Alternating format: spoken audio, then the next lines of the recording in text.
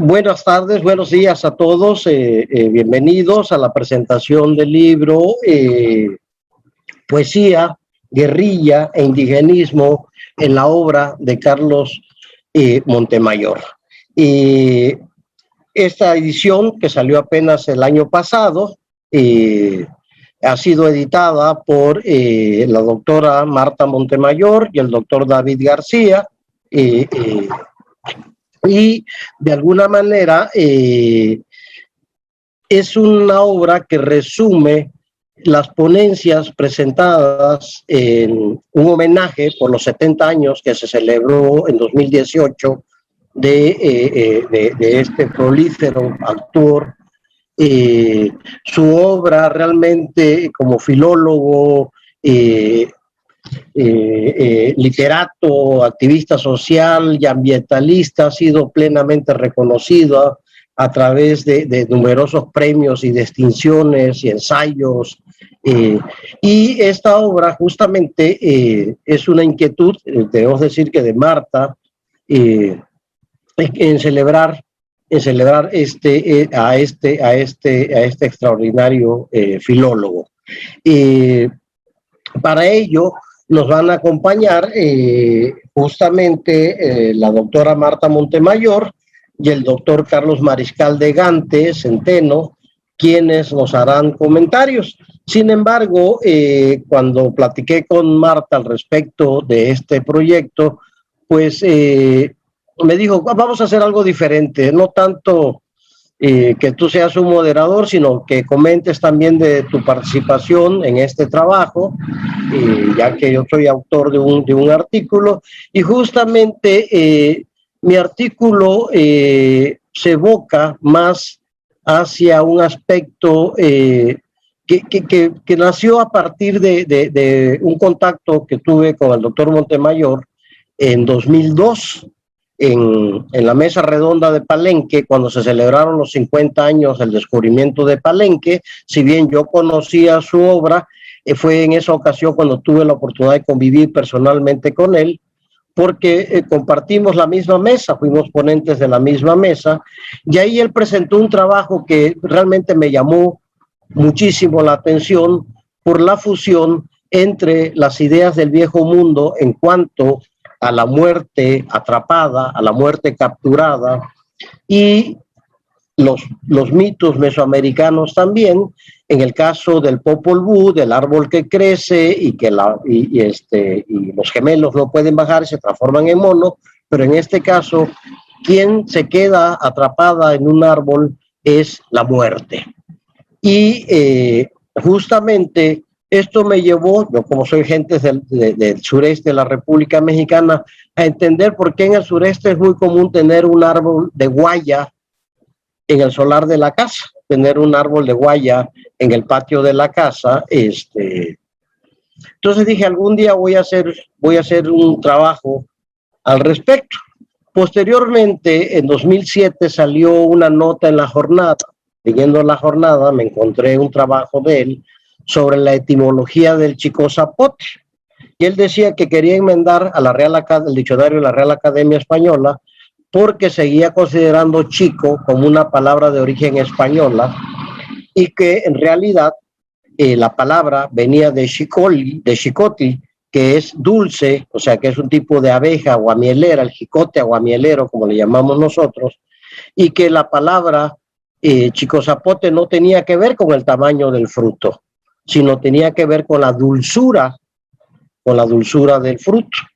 Y posteriormente, platicando con Marta, me dice, pues tienes que conocer el libro de Finisterra, donde él habla de un fruto muy preciado en el norte, que bueno, aquí en el sureste nosotros no lo degustamos, no hay ese gusto, en el centro de México es más o menos, que es el pérsimo o persimonio, un fruto de origen asiático que llega justamente en el siglo XIX a las costas occidentales de Estados Unidos y de México, y su consumo se arraiga más en el noroeste de México, más que en el sureste o en el centro, y él va a utilizar en Finisterra el sabor de este fruto para explicar la función de la palabra en la poesía.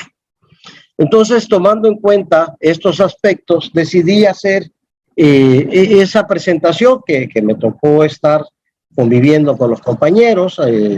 Sí, dime, Marta. ¿Eres el moderador, Tomás? Perdón que te interrumpa. Sí, sí, pero me habías comentado que justamente... Muy bien, Tomás. Continúa, sí. Podía comentar al respecto de este trabajo que reúne 7 ensayos y están presididos por un trabajo bueno, la presentación de los editores, la doctora Marta Montemayor y David García, donde nos da una semblanza de la obra, y sobre todo por el trabajo del doctor Alberto Vital, que nos presenta en este trabajo a una obra un ensayo llamado Carlos Montemayor, poeta, traductor, figura, ¿sí? Y con justamente atendiendo la observación de Marta, voy a hacer una pequeña, voy a compartir pantalla y voy a hacer una pequeña presentación de justamente el trabajo que yo presento, y a continuación, pues ya, perdón que tome la palabra como moderador, pero justamente Marta me había dicho que hiciéramos algo diferente porque teníamos buen tiempo para hablar de la obra, y voy a compartir pantalla pues para hablarle de estos 3 frutos que quizás muchos conozcan, muchos quizás el pérsimo, les decía que es un fruto de origen asiático, pero la guaya es un fruto de origen totalmente americano, lo mismo que el chico zapote, ¿sí? Lo mismo que el chico zapote, y es un poquito lo que voy a hablar de la obra de Carlos Montemayor y sus frutos y árboles. Especialmente en Finisterra nos comenta que nos deja ver una fuerte vinculación que él tiene con la naturaleza vegetal, ¿sí? De ahí su interés por la etnobotánica. Pero en la poesía vamos a ver cómo la imagen del árbol va a estar presente en muchos de estos poemas, y sobre todo él evoca su figura siempre sentado a la sombra sentado sobre una piedra a la sombra de un árbol. Y justamente después de esta ceremonia, de este evento donde se hizo el homenaje, en la jornada salió esta foto extraordinaria que Marta me hizo el favor de compartir. Me dice, ¿tú sabías de esta foto? Digo, no tenía idea de esta foto, donde justamente él está sentado en una piedra a la sombra de un árbol, y en sus poemas vamos a encontrar siempre esta idea de que brilla el día alrededor de esa palabra, y la piedra en que estoy sentado permanece orgullosa en su silencio. O bien en el de quisiera ahora, dice, quisiera ahora estar sentado en una gran piedra bajo los árboles y sentir el paso del viento, ¿sí? Entonces, en muchos poemas evoca esta imagen de él sentado en una piedra a la sombra de un árbol. Pero para hablarnos de la función de la palabra en la poesía, recurre al sabor del pérsimo, especialmente, oiga, es toda una parábola de su hijo que no entiende cuando habla, y cuando comenta con su hijo al respecto de este fruto, el pérsimo, el persimonio, en el poema Arte Poética 1 nos dice: mas cierta vez, comiendo un persimonio de mi pueblo, dijo sin darse cuenta que sabía como a durazno y ciruela, porque desconocía esa fruta. No dijo lo que era, sino cómo era. No comprende aún que así hablo yo, que trato de comprender lo que desconozco y que intento decirlo a pesar de todo, como si ignorar fuera también una forma de comprender, como si siempre recordara que la vida no es una frase, ni un nombre, ni un verso que todos entienden. Es, a mi modo, como decir que bebo agua o como una fruta o que me baño en un río. Y respecto al chico zapote, nos dice que durante mucho tiempo el diccionario de la lengua española asentó equivocadamente que el nombre de esta fruta se formaba de la voz española chico y del náhuatl zapote. En la edición de 2001 dice que la Real Academia, en la edición de 2001, considera al menos discutible su etimología, pero continúa afirmando el origen español del morfema inicial chico, ¿sí? Y analiza una serie de frutos, especialmente en la taxonomía botánica náhuatl, los frutos llamados zapotes no forzosamente son zapotáceas en la taxonomía de Carlos Linneo, ¿sí? Y entonces va a hacer todo un estudio, sobre todo ya en el diccionario de la lengua náhuatl, que se va a publicar posteriormente a la nota de la jornada, y empieza a aclarar los distintos tipos de zapotes, como el zapote negro, y conocemos los nombres en náhuatl de este fruto, que es el tlilzapot, que justamente viene de tlili, negro, y zapot, pero que realmente no es una zapotácea. O el caso del matasano o zapote blanco, llamado ixtazapot, que viene de ixta, que es también blanco en náhuatl, y zapot, que sería zapote blanco. Sin embargo, en maya se conoce como choch, o el zapote mechudo o zapote cabeza de mico, que la descripción en náhuatl también es muy interesante porque viene son zapot, o sea, el zapote de cabello, pero realmente tampoco es una zapotácea. Y ya que sí es una verdadera zapotácea es la Puteria campechana, conocido como zapote amarillo, y que en náhuatl se le conoce como costizapot, y que viene de costic, amarillo, y zapot, y literalmente quiere decir zapote amarillo, un fruto poco conocido en el altiplano, y en maya se le conoce como color amarillo también. Otro fruto interesante es el del mamey, que equivocadamente, un error difícil de... Esperemos que Tomás se pueda conectar y yo voy a tomar la palabra, si me lo permites, Carlos, y si me lo permite. Tomás ya hizo una pequeña introducción de cómo se generó este libro. Se generó en un evento que se llamó Jornadas Carlos Montemayor 70 años en memoria. Estas jornadas se organizaron desde la rectoría de la UNAM con el doctor Enrique Graue, siendo el rector, y se desarrollaron en el año 2017 y 2018. Yo sí preparé un escrito que se los voy a leer para no perder. En este evento, que también participó el etnólogo José del Val, se hizo un homenaje a mi hermano por sus 70 años, no de nacimiento, sino de su natalicio. Ya mi hermano no estaba en ese momento. Este homenaje, después fui yo invitada para participar como organizadora de un ciclo de conferencias del Instituto de Filológicas, y en ese instituto organizamos un ciclo con el gran apoyo del doctor Mario Ruz, debo decirlo, que en ese momento era el director de nuestro instituto. Y así entonces los trabajos que se presentaron en ese ciclo de conferencias son los que componen este libro. Este libro está compuesto de 7 trabajos. 5 investigadores del Instituto de Investigaciones Filológicas participaron. También participaron en aquel entonces, Carlos, un estudiante del posgrado en letras, que ahora es el que me acompaña aquí y que ahora es ya doctor, hay que decirlo también.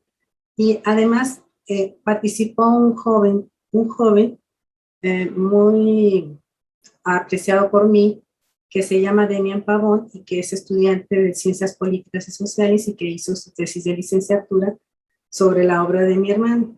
Ahorita ya está estudiando su maestría. Así que este libro, como el título lo señala, habla de, y yo también les quería compartir una pantalla, se las voy a compartir para ir ilustrando lo que les estoy diciendo. También Tomás nos estaba mencionando que, yo les decía que en este homenaje que se le hizo a mi hermano, que duró un año, que hubo varios eventos durante todo ese año, el final de ese evento culminó con este festival de poesía que se hace cada 2 años y cuyo organizador es José del Val, que era muy amigo de mi hermano y ahora le puso precisamente el etnólogo José del Val el nombre de Carlos Montemayor a este evento. También Tomás nos estaba comentando que al inicio del libro hay una intervención, una presentación del doctor Alberto Vital. El doctor Alberto Vital tituló su participación como Carlos Montemayor, poeta, traductor, figura. Alberto Vital, quien aparte de ofrecernos una reflexión personal de los contenidos de este libro, le rinde homenaje a Montemayor cuando escribe. A Carlos no le tocó vivir el último decenio de la vida de México y del mundo. Se fue cuando una nueva guerra alcanzaba numerosos puntos críticos, con miles de mexicanos y mexicanas muertos o desaparecidos. Nos corresponde estar a la altura de un poeta que quiso dar voz a comunidades sin voz y quiso elevar de nuevo nuestra literatura hasta los niveles que Juan Rulfo colocó al cuento y a la novela. Alberto Vital es especialista en Juan Rulfo, también por esto creo que lo menciono. En ese momento del evento, en homenaje a mi hermano, el doctor Vital era el coordinador de humanidades. Y a él agradezco su gran apoyo para la publicación de este libro, pues fue editado en la Casa de las Humanidades. También ahí contamos con el apoyo de Diego del Gallego y de Mauricio Salvador en la edición. Al final del libro presentamos una cronología. Esa cronología la hice yo por consejo y recomendación de una de las dictaminadoras del libro. Y ahí, de manera sucinta, proporciono datos de los 62 años de que vivió mi hermano. Aquí intenté reunir acontecimientos académicos, su ambiente cultural e intelectual en el que vivió y en el que desarrolló su obra. Y sobre todo, dar noticia de sus obras. Mientras buscaba información, rescaté datos que creo pueden parecerles interesantes. Les voy a contar solo 2 por el tiempo. Cuando fue becario del Centro Mexicano de Escritores, en 1968, y tenía 21 años de edad, estuvo bajo la asesoría de Juan Rulfo, de quien terminó siendo su amigo. En una entrevista, Carlos cuenta que a Rulfo le gustaban sus cuentos sobre temas regionales, es decir, los que hablaban de Parral y de Chihuahua. No así le gustaban tanto los cuentos de las culturas, de otras culturas, como la china o la clásica. Esto lo comento porque también uno de sus asesores fue Juan José Arreola. Y a Juan José Arreola sí le gustaba esa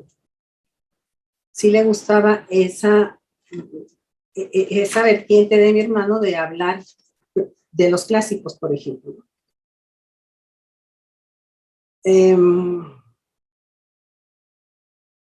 Mi hermano fue asesor del Centro Mexicano de Escritores muchos años, 25 años, y fue asesor junto con Alicio Macero, que fue también un gran amigo de él. Un segundo dato de esa cronología que les voy a contar aquí: viajó mi hermano con su amigo, el poeta Jorge Ruiz Dueñas, en el año de 1979, él tenía 31 años de edad, a Brasil, y fueron a dar ahí algunas conferencias, y también pasaron a Argentina. En Río de Janeiro, contaba mi hermano, coincidieron con el poeta Ledo Ivo, de quien mi hermano fue traductor, poeta brasileño. Y en Buenos Aires corrieron con la suerte de que le fueron a tocar a la puerta a Jorge Luis Borges y tuvieron la suerte de que les abrieran la puerta y de que platicaran con él, con ellos.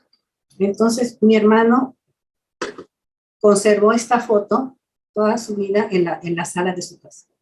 Después, buscando en internet, encontré esta otra foto, pero que dice en internet que Borges está en México. Estos datos, por ejemplo, yo no los conocía, así que supongo que se reunió de nuevo cuando llegó aquí a México Borges. El libro, ya dijimos, contiene 7 trabajos. voy a comentar 3 trabajos. Uno es el de Carlos Mariscal, que es el doctor, ahora doctor, que me hizo favor de aceptar la invitación. Y él habla sobre cómo es un instituto de filológicas y tenemos un centro de estudios clásicos. Aquí es común que hablemos de Carlos Montemayor, de la influencia clásica que tuvo en su literatura. Entonces, Carlos Mariscal, perdón, es uno de ellos, que nos analiza en este libro el poema Las armas y el polvo, y así titula su intervención, Las armas y el polvo, la visión de la ciudad moderna de Carlos Montemayor a través de Virgilio y de T.S. Eliot. Por supuesto que Carlos Mariscal nos explicaría mucho mejor de lo que yo lo voy a hacer, este poema. ¿Sí? Aquí les voy a estar enseñando algunas fotos que contiene el libro. En esta me voy a detener para explicarles lo siguiente. Carlos Mariscal analiza el poema Las armas y el polvo, en el que Carlos Montemayor parte del inicio de la Eneida de Virgilio. Para entender este poema hay que recordar que Eneas, el personaje principal de la Eneida, huye de su patria, Troya, que ha sido destruida por los griegos, y anda en busca de fundar una nueva ciudad para su pueblo. Así empieza Virgilio su poema. A propósito también de la ponencia que se dio en estas jornadas filológicas, la doctora Carolina Olivares, que habla de una ciudad que le tituló el autor Lima fundada. Dice Virgilio, arma virumque cano, Troia equiprimus apolis Italia, fato prófugus, Laviniaque veni litor. Solo estoy citando 2 versos de Virgilio. Y en la traducción que Carlos Mariscal nos transmite en su trabajo, dice, canto a las armas y al héroe, que de Troya el primero, prófugo del lado, vino a Italia y a las costas lavinas. Montemayor, retomando a Virgilio, escribe, canto al hombre prófugo de sí, de su casa, de su paz, al hombre que carga sus universos destruidos y lava en ellos sus ojos, sus labios, y nunca cesa de olvidar. Carlos Mariscal analiza de una manera muy detallada este poema. Él percibe que la influencia de Montemayor la influencia de Montemayor de otros poetas, que igualmente como él se maravillaron en la poesía de Virgilio. Se refiere a Ezra Pound y a T.S. Eliot.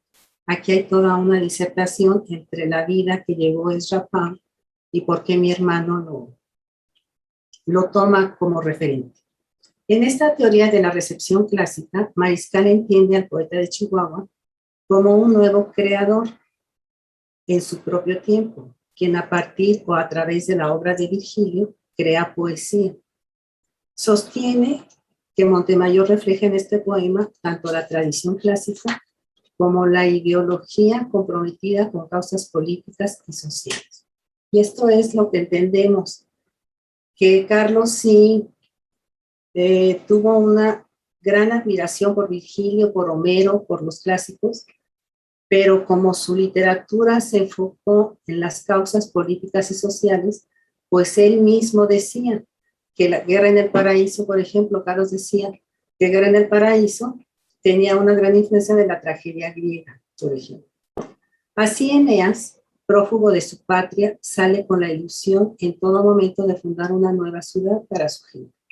En cambio, el hombre moderno es un hombre prófugo de sí mismo, de su casa, de su amor, de su paz, un hombre que huye de su propia identidad. Este poema termina interpretando Carlos Mariscal, es una crítica al Estado mexicano y a una sociedad que provoca situaciones de agresión contra sus propios ciudadanos. Otro trabajo que contiene este libro es el de Paula López, que lo tituló En la poesía de los goliardos en la versión de Carlos Montemayor. Estos 2 artículos que estoy comentando se refieren a la poesía en el título del libro, ¿verdad? Que es Poesía, Guerrilla e Indigenismo. Paula López aborda su faceta de traductor. Hay que señalar que Carlos fue traductor de poesía y una de sus ideas era que un poeta debe ser traducido por un poeta. También tal vez a propósito de la ponencia que acaba de dar Carlos Mariscal.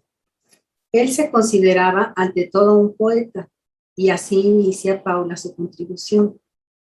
Dice, en una entrevista, Carlos Montemayor dice, soy poeta, veo con ojos de poeta todos los géneros, creo que el ritmo de mi prosa está señalando una preocupación poética, que mi ensayo esté en función de mi poesía y que incluso mi trabajo como traductor literario se ha encaminado fundamentalmente a la poesía. La investigadora presenta un análisis de la labor de Montemayor como traductor de una lengua clásica, el latín. Se trata de la obra La poesía de los Goliatos, que contiene una selección de 40 poemas del Codex Duran. Paula hizo un rescate, yo así lo estoy entendiendo y lo quiero ver, de que buscó en varias publicaciones de mi hermano su teoría de la traducción, y entonces lo que hace Paula es tratar de entender esta teoría de la traducción de Montemayor y cómo es que tradujo los poemas de los Goliatos, ¿sí? Ella nos transmite varias ideas o varias reflexiones de Montemayor. Una que dice, defiende el verso libre y las expresiones sencillas para que el texto sea natural en nuestra lengua. Otra es, la traducción de la belleza no existe, hay que volverla a crear por los mismos inciertos y sorpresivos caminos de cualquier obra literaria. A modo de conclusión, la investigadora nos dice que su propuesta de traducción consiste, por un lado, en comprender el concepto que el autor quiso transmitir y, por otro lado, en verterlo en una expresión natural y clara a la lengua a la que se traduce.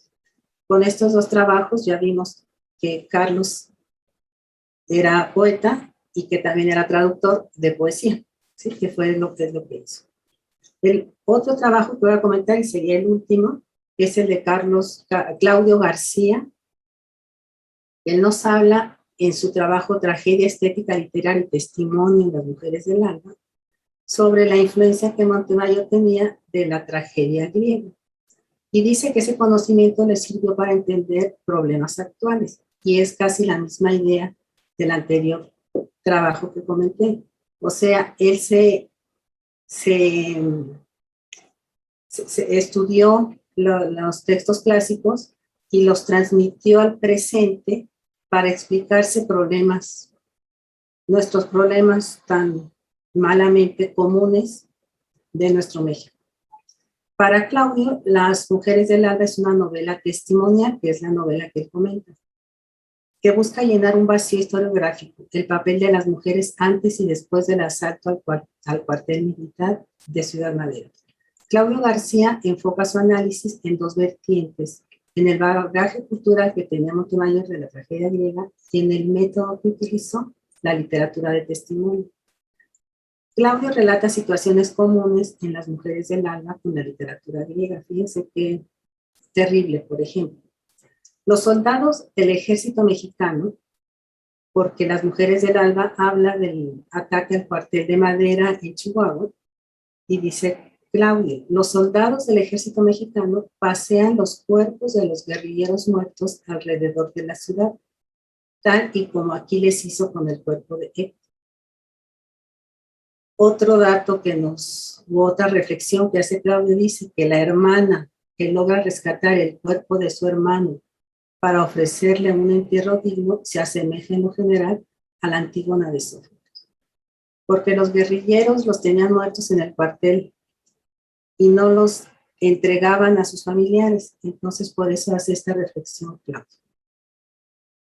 La diferencia con estas historias de ahora es que el destino no es dictado por los dioses, sino por las voluntades humanas.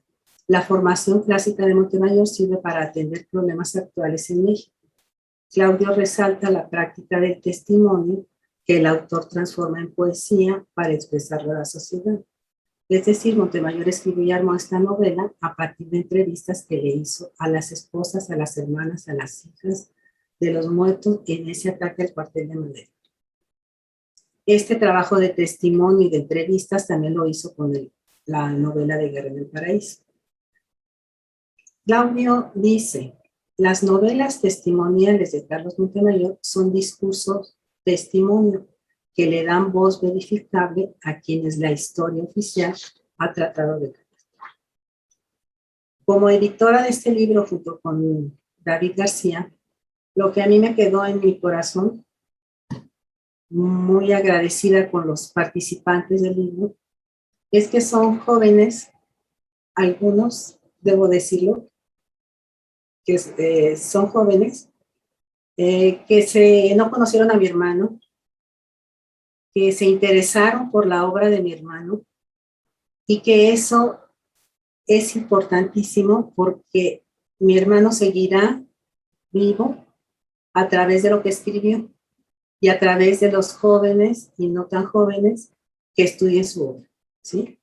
Les voy a pasar unas fotos ya muy rápido para mostrarles lo que contiene el libro. Claro que el libro, como está en blanco y negro, las fotos no están en color, así que aquí los que nos estarán viendo pues podrán apreciarlas. Esto es los combatientes al asalto del cuartel de Madera. En las obras, acuérdense que es la obra de los hombres del Alba y luego las mujeres del Alba, ¿sí? Aquí está con los hombres del Alba, y al que yo conocí fue a él, que era Salvador, que ya murió, pero no murió en la guerrilla.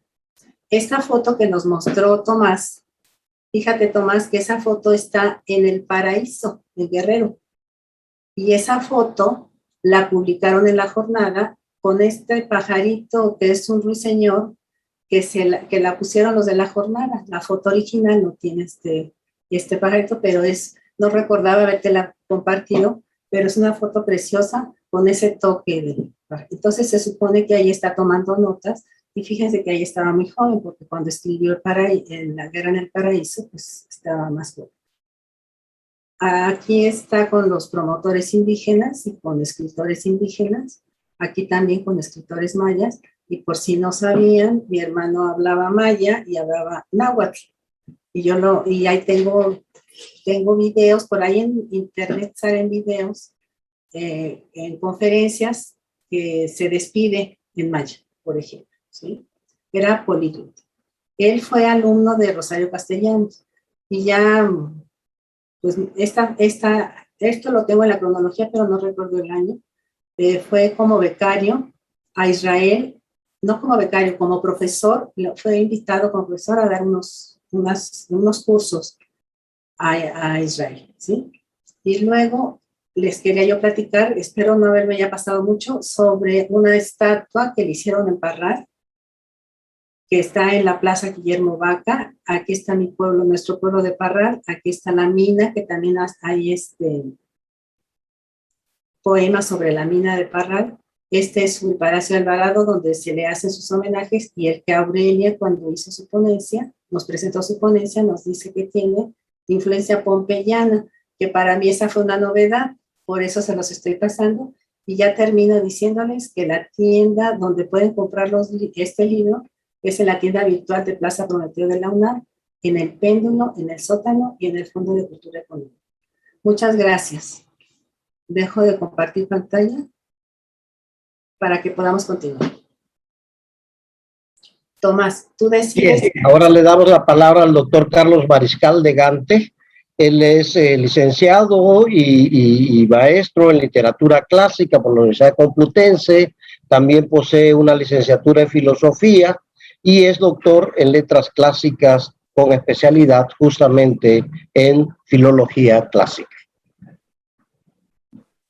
Bueno, pues muchas gracias por la presentación. Y bueno, antes de comenzar, digamos, cómo nos habíamos organizado esta presentación, que es que yo voy a hablar de los otros 3 capítulos que restan, quitando los 3 que ha comentado la doctora Montemayor, y el del propio Tomás, que lo va a comentar aquí, ¿no?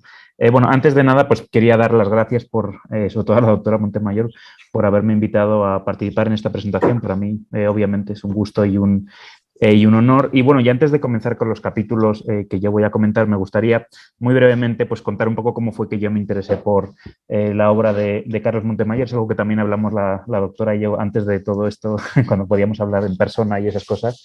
Me acuerdo cuando, en fin, en mi caso fue por el trabajo de mi tesis doctoral, que tiene que ver con el virgilianismo en México en el siglo XX, Y bueno, pues yo rápidamente, ya en los primeros meses de mi trabajo, pues me di cuenta que Carlos Montemayor iba a ser un autor fundamental en este trabajo, por dos razones fundamentalmente, ¿no? Y también, pues en fin, hablando un poco de su faceta como clasicista, en el caso de su relación con Virgilio es por el poema del que yo hablo en ese trabajo, y luego por algo fundamental también, que es su traducción comentada con toda una serie de reflexión muy interesante sobre el carácter hermenéutico de la traducción, sobre el trabajo del traductor como un despeje de tradiciones, que es precisamente la traducción de la égloga cuarta, que él tradujo, repito, en fin, en un formato de ensayo muy, muy interesante, repito, por lo que se hace con la traducción y por lo que se dice del poema. Y también por su propia recepción literaria, ¿no? Algunos textos, algunos, en mi caso, la poesía, pero también se ha hablado de la narrativa, que tuvo mucha influencia de la literatura clásica, ¿no? Por tanto, en fin, creo que nuestro interés por lo clásico, con el interés de aquellos que trabajan sobre lenguas indígenas, sobre todo la literatura en maya, náhuatl, creo que nos da, pues eso, un panorama muy interesante, pues de un personaje, en fin, que no solo era pues un gran escritor, un gran creador, sino que también era un gran ensayista, una persona que reflexionaba sobre el acto de escribir, sobre las distintas tradiciones literarias, la crítica literaria que hizo en la prensa también es muy, muy interesante. En fin, por todo ello, pues bueno, ese es mi interés de ahí viene mi interés por su obra, por este capítulo que escribí, por el capítulo también que le dedico en mi propia tesis, ¿no? Y en fin, es un autor del que me gusta mucho leer y con el que coincido y comparto pues el aprecio por algunos grandes autores también, ¿no? Que creo que eso es interesante. Y bueno, pues ya entrando en lo que me compete, digamos, de mi comentario de los capítulos del libro, en primer lugar, quería empezar comentando el capítulo que escribió el doctor David García Pérez, titulado Rebeldía y Utopía en la narrativa de Carlos Montemayor, donde, bueno, pues en este capítulo el doctor García parte de la distinción canónica de Albert Camus sobre un hombre rebelde y un hombre revolucionario, ¿no? El hombre revolucionario sería aquel que trata de derrocar por la fuerza un sistema político ya establecido, un sistema político normalmente despótico, pero con el interés de establecer otro régimen despótico a continuación. Frente al hombre rebelde, que sería aquel que tiene una rebeldía natural, ¿no? Una rebeldía casi antropológica, ¿no? Que su forma de vida es una crítica social constante y que además por la naturaleza pues, más sincera de esta rebeldía, normalmente pues, es un hombre que incluso no llega ni siquiera a culminar su vida, ¿no? Ni siquiera a ver el nuevo régimen, porque precisamente ese afán rebelde no es un afán calculador o interesado en esta rebeldía, sino que es un afán genuino y sincero. Entonces, bueno, a partir de esta distinción, digo, de Camus, el doctor García pues, desarrolla en su capítulo toda una revisión de algunos puntos concretos de la obra de Carlos Montemayor, partiendo también de, pues, por ejemplo, el concepto de utopía, desde la literatura antigua, desde Aristófanes y Platón, pasando por Tomás Moro, hasta justamente el momento concreto de la obra narrativa de Carlos Montemayor, ¿no? Por tanto, bueno, pues es una lectura política contemporánea de la situación concreta de México a partir de algunos conceptos de la literatura moderna, de la literatura contemporánea, algunos otros conceptos de la literatura antigua y todo ello a partir del contexto y de las obras concretas de Montemayor. Bien, el siguiente capítulo que me gustaría comentar aquí es el del Demian Ernesto Pavón, titulado La guerrilla en México bajo la mirada de Carlos Montemayor, que recupera algunos de los temas que se habían tratado en los capítulos anteriores acerca de la guerrilla, acerca en fin, de ese compromiso constante, de esa crítica política que atraviesa toda su obra. El apoyo a la guerrilla es comentado en algunas de las obras fundamentales y sobre todo también a partir de algunas perspectivas teóricas importantes del siglo XX acerca de la literatura comprometida, ¿no? Particularmente aquí se mencionan autores como Walter Benjamin o como Jean-Paul Sartre, que también reflexionaron, digamos, muy especialmente acerca de esta literatura comprometida, ¿no? Y sobre todo, además, se propone una reflexión que me parece interesante sobre el carácter complementario de la historia y de la literatura. Cómo la literatura es capaz de llegar a registros, a realidades, a sensaciones, a sentimientos, que la historia, por su propio carácter, digamos, de disciplina científica, ¿no? Y de asepsia, etcétera, que requiere para el trabajo del historiador. Sin embargo, la literatura, ¿no? Y esto aquí el autor de este capítulo lo marca muy bien, la literatura ofrece otros datos, ¿no? Otras realidades que son diferentes y que complementan, ¿no? Y contribuyen a enriquecer el panorama que puede ofrecer la mera historiografía.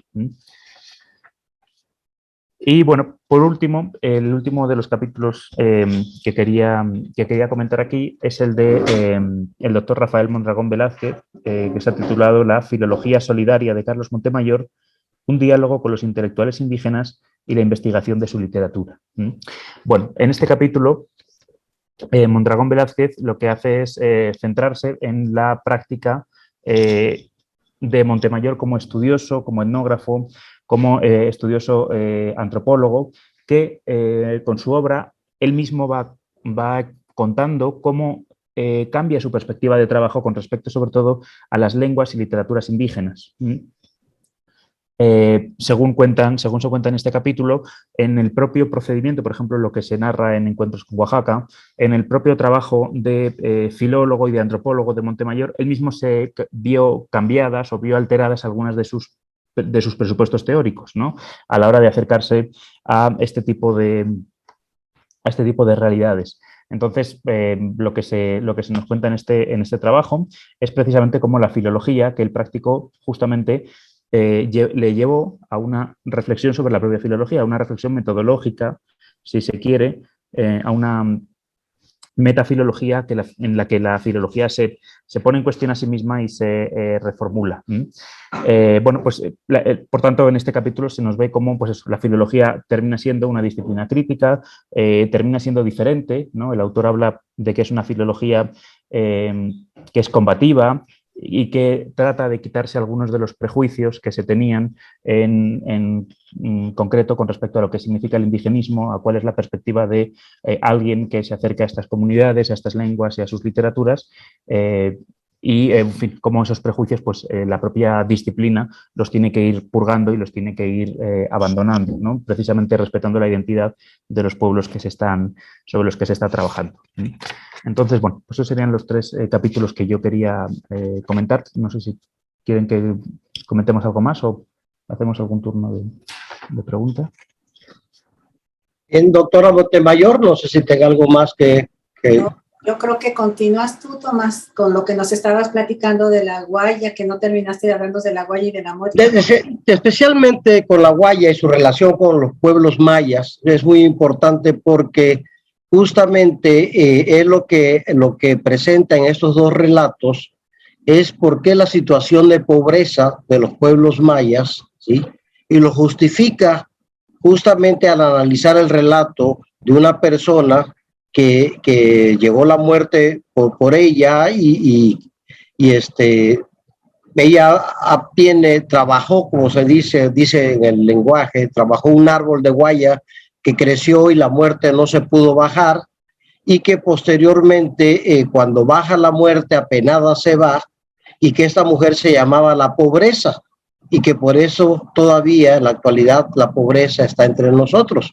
Y el otro relato paralelo es el de otra mujer que se llama la felicidad, y ocurre prácticamente lo mismo. Lo interesante es el lenguaje coloquial que se utiliza, como la palabra anolar, que es el tener la guaya, la fruta de la guaya en la boca, y que al final de cuentas Dios también pues se molesta de que la muerte no pueda cumplir su trabajo, va ante la viejita y le dice, bueno, sí, hago que decrezca el árbol, pero que me lleve cuando yo quiera.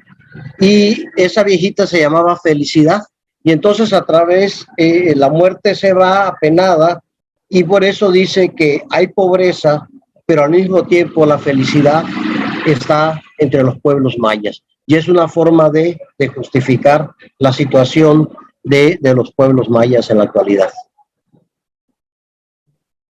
¿Ya no nos vas a mostrar tu presentación? Ah, sí, lo que pasa que no sé por qué se cortó la presentación, y era algo interesante, les decía del zapote, y que al final de cuentas, con respecto al chico zapote, dice que se puede concluir de que el chico zapote no se le llamó así por su tamaño, cáscara o color, o por el látex del árbol, sino por lo dulce del fruto, el fruto como miel de abeja. Y con respecto a la guaya, pues quienes no conocen este fruto, es esta idea entonces, ¿por qué en los solares de la casa siempre hay un árbol de guaya? Por si llega la muerte, sería invitarla a subir,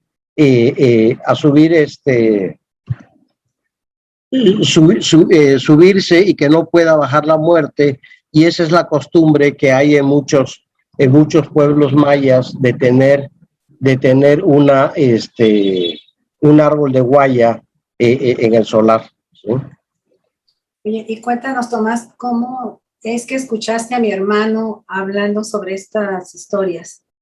Bueno, es que fueron los 50 años del descubrimiento de la tumba de Palenque y el Instituto Nacional de Antropología e Historia convocó a una mesa redonda y justamente en la parte contemporánea yo compartí mesa con él, yo presenté un trabajo ahí también sobre otro, y ahí fue donde él presentó esto de los árboles de la guaya, y tuvimos la oportunidad de estar pues prácticamente en las comidas y en la visita a la zona arqueológica, y ahí estuvimos hablando justamente de este mito del Popol Vuh, del árbol que crece y que los hermanos, los gemelos, no se pueden bajar, se transforman en mono, pero que al mismo tiempo está el trasfondo de la tradición europea, de la muerte que se la mete en un costal, en una caja, en una botella y no puede cumplir su función.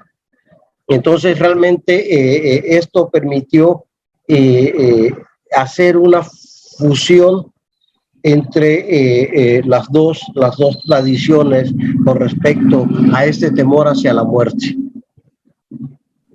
Les quiero comentar aquí que Verónica Volco, por ejemplo, nos dice que bueno que se celebre al gran Carlos Montemayor, gran escritor, intelectual, filólogo, amigo que por desgracia nos dejó muy joven. También dice Verónica Volco, Carlos Montemayor fue una gran luz, nacida de un corazón muy humano y profundo. Viva siempre su luz. Muchas gracias, Verónica, y también nos manda a felicitar Elvia Carreño, las dos son investigadoras del Instituto de Investigaciones Filológicas. Si yo no tengo acceso a esos comentarios, al menos mi pantalla no tengo acceso a esos comentarios. No, es que sabes que, bueno, aquí ya estamos diciéndolo, los podría uno ver, yo los estoy viendo en mi celular, pero bueno, eso ya sería aprenderlo de otra manera, ¿no? Sí, sí, claro. No sé si el doctor Mariscal tenga algún otro comentario. O quisiera yo preguntarle algo a Carlos. Por favor, sí, claro. Yo te he respetado mucho tu trabajo, Carlos, porque eres un joven muy activo, muy estudioso, ¿no? Y desde que te conocí me llamó la atención que te hayas interesado por la obra de Carlos Montemayor, siendo que vienes de la Complutense, siendo que vienes de España, de Madrid, y decía yo, pues, ¿cómo es que llegó a la obra de Montemayor? Te quería yo preguntar, en las pláticas que hemos tenido, ¿tú has hecho una búsqueda bibliográfica de la obra de Montemayor? A ver, no sé qué has encontrado, porque hasta me enseñaste un día un poema traducido de Virgilio. Sí. Yo no tenía idea. A ver si nos puedes... De hecho, creo que lo tengo por aquí. Lo que pasa es que está un poco arrugado. Lo saqué una copia ahí. Ahora les cuento. Sí.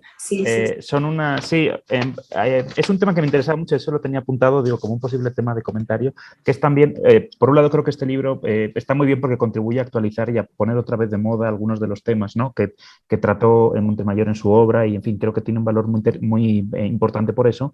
Y también nos pone en la pista de muchas cosas que se pueden hacer todavía con su obra, ¿no? Como filólogos, digo, como estudiosos de estos textos, como por ejemplo algo que me interesa mucho es toda la riqueza cultural y literaria que queda todavía en los archivos y en las hemerotecas de las publicaciones periódicas en prensa, en La Jornada, en revistas culturales, en Proceso.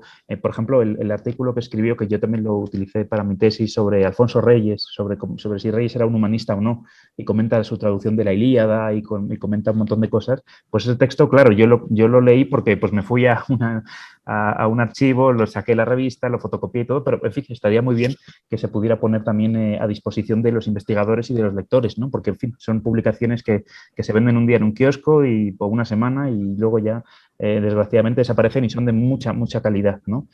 Por ejemplo, toda la crítica literaria de la jornada, por ejemplo, este texto que yo les mostraba, creo que son 5 o 6 traducciones déjenme que les cuento.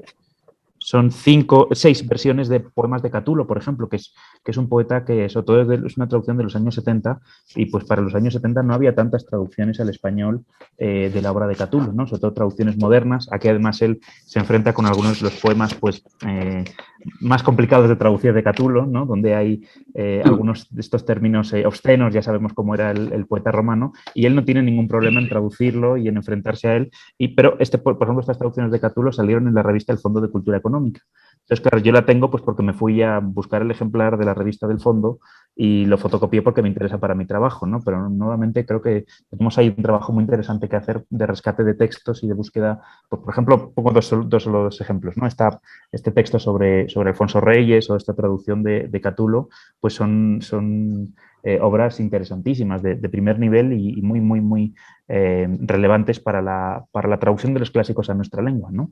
Como fue la de Safo, por ejemplo, que en fin, que sí vio la luz como libro, pero que es complicado. Yo mismo, en fin, así como la traducción de la Égloga Cuarta, sí conseguí un ejemplar en una librería de viejos, sin embargo, de la traducción de Safo no he podido encontrar porque tiene menos disponibilidad, ¿no?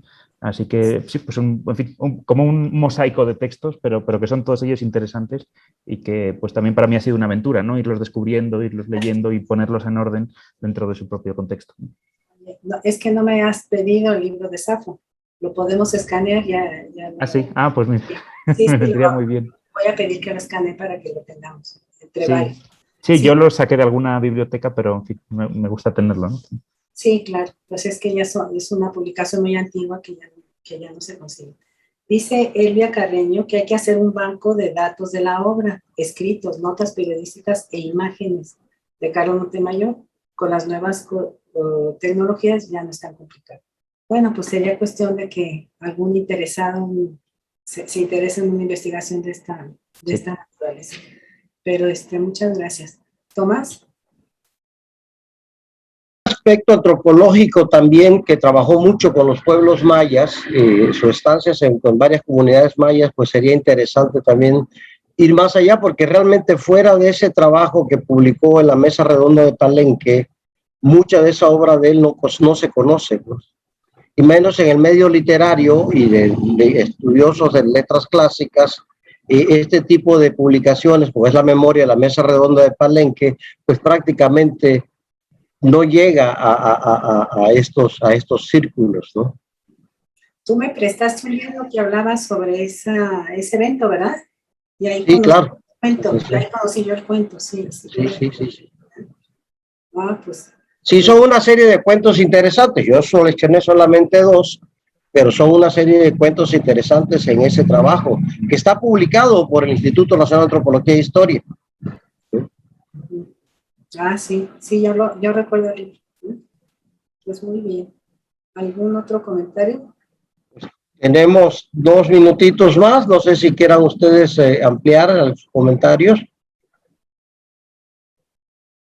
Bueno, yo por cerrar nuestra discusión, pues eso, simplemente señalar el carácter polifacético del autor, ¿no? Que, en fin, que tocó muchos temas, todos ellos tienen una coherencia dentro de su obra y también, en fin, yo creo que algo que me interesa es su enorme cosmopolitismo y su falta de prejuicios a la hora de acercarse a los autores. Es decir, aunque sean autores que a lo mejor en algún punto, por ejemplo, el poema sobre Virgilio que comentaba la autora Montemayor, sobre el que yo trabajé, él ve algún aspecto de Virgilio que no le convence y por eso de alguna forma reelabora lo que Virgilio dijo, pero reconoce también la calidad literaria de su trabajo, ¿no? Así como con Ezra Pound o con T.S. Eliot, de quienes le separaba mucha distancia ideológica y política, pero eso para él no fue un obstáculo para recuperar estos textos, para valorarlos, para hacerlos suyos, ¿no? Y eso es algo que me parece muy destacable y que creo que en muchos de los capítulos de este libro lo van a poder encontrar los futuros lectores.